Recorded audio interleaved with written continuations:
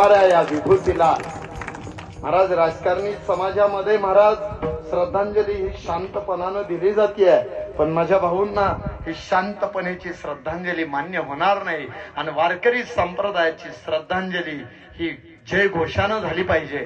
म्हणून एकच आवाजामध्ये सगळ्यांना भाऊंनी एक आदरांजली अर्पण करायची आहे.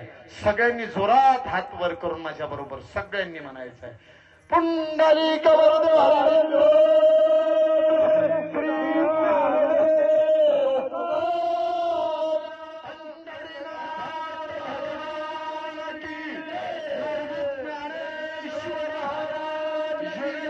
संत तुकाराम महाराज की जय, संत सोपान काका महाराज की जय, संत संताजी महाराज की जय. रामकृष्ण हरी. महाराज भाऊंचं हे कार्य महाराज आज तुम्ही परिसरामध्येच नाही कुठल्याही भागामध्ये जर गेलात तर भाऊंची आठवण आल्याशिवाय राहणार नाही महाराज. कारण भाऊ बोलत नव्हते तर त्यांचा पखवाद बोलत होता महाराज, पखवाद बोलत होता महाराज. थोडस अलीकडच्या काळामध्ये भाऊंला कमी ऐकू यायचंय, पण महाराज टाळावरती, नुसत्या टाळावरती महाराज भाऊ पखवाद वाजवायचे. हे कोणालाही शक्य नाहीये महाराज, इतकं सोपं नाहीये महाराज. आज जर्शेश्वरला जर गेलोत महाराज तर आज भाऊंची उणीव त्या ठिकाणी. जर्शेश्वरच काय घेऊन बसला हो, प्रत्येक गावागावात जाऊ भाऊंच्या कानावरती जर नुसतं पडलं ना तरी भाऊ त्या ठिकाणी आवर्जून उपस्थित राहायचे. भाऊंना निरोपाची कधीच गरज पडली नाही.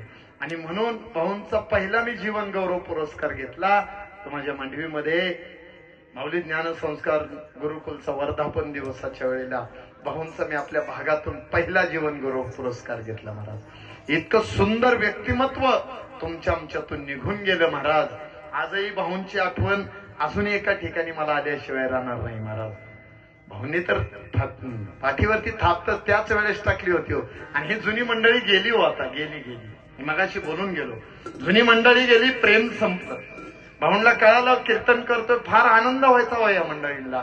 आणि महाराज पाठीवरती थाप टाकायची महाराज भाऊंनी, वाजवायला बसायचं. आणि महाराज परिसरामध्ये नवीन दिंडी चालू केली आहे, जर्शेश्वरच्या नावानं दिंडी चालू केली. भाऊंना चालणं एवढं शक्य होत नव्हतं, पण शेवटचे 4 दिवस भाऊ दिंडीमध्ये आल्याशिवाय, मुक्काम केल्याशिवाय कधीच राहिले नाही महाराज. माऊली आहे त्या ठिकाणी, रघुदादा पण आहे, 4 जण ते सांगरूनचे एक महाराज काय ना त्यांचं नालगोडे महाराज. चालता येत नाही हो महाराज आता ह्या मंडळींना, पण 4 दिवस शेवटचे का होईना मुक्कामाला त्या ठिकाणी यायचं. दीपक महाराजांना माहिती आहे. आज त्यांचा हा वियोग खऱ्या अर्थानं महाराज पुन्हा आता तोच दाटून येईल. त्यांची ती आठवण आल्याशिवाय राहणार नाही महाराज. शेवटचे 4 दिवस आमची ही जोडी त्या ठिकाणी असतात महाराज. ही मंडळी खऱ्या अर्थानं परमार्थ यांनी जपला हो, आणि नुसता जपला नाही, तो टिकवला आणि पुढच्या पिढीकडे दिला. आज महाराजांना स्वतः अश्रू अनावर झाले हो.